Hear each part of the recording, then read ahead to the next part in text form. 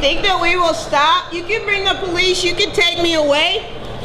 I'll be back. Maybe not here, but wherever you are. Until you make the Gulf whole. Until you take care of our fishermen. Until the dolphins stop dying. Until the turtles come back.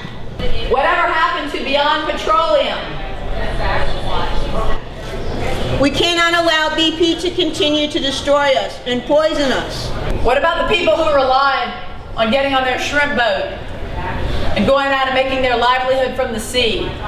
It wasn't just their livelihood, it was part of their way of being, essential to their very soul, to be out on that water. My name is Ann Rolfus, and I'm from New Orleans, and I came here because it's a devastating thing that happened, and they have refused to clean up, they have refused to acknowledge the extent of the problem, and if they won't come to us and solve it, then we have to come here. You know, I have a 5-year-old boy born a few months before the disaster, and to have to explain something like an oil spill and why there aren't dolphins anymore is a terrible thing.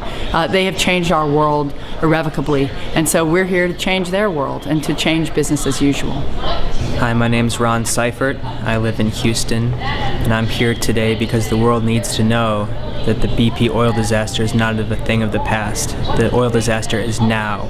There are ongoing impacts, and communities all across the Gulf continue to suffer from the negligence of this corporation. BP continues to deny accountability, and people continue to suffer, and enough is enough. We have to rise up. We have to defend ourselves. We have to hold BP accountable. I'm Amanda Ladoza. I'm a Houston resident, and I'm here because BP's forced me to be here. My name is Sharif Voigtland. I am a Cherokee Dene living in South Louisiana in the Gulf of Mexico.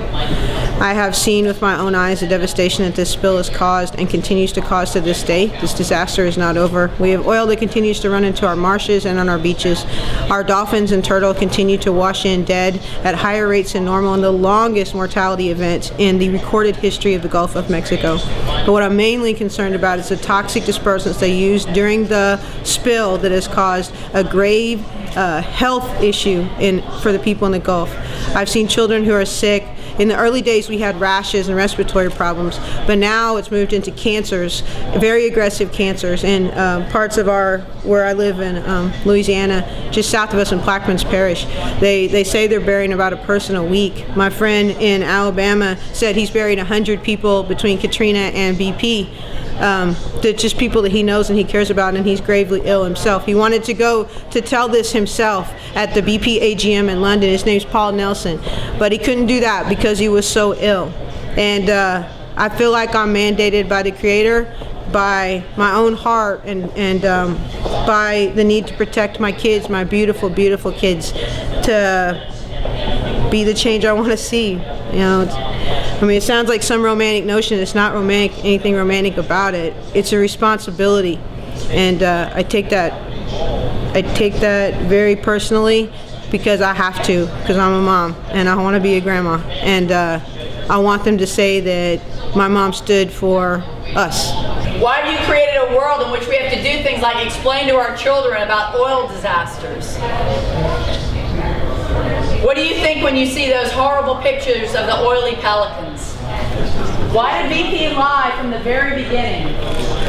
What about the 11 men whose lives were lost? Is oil really worth losing lives? These questions were collected from people who were affected across the Gulf of Mexico.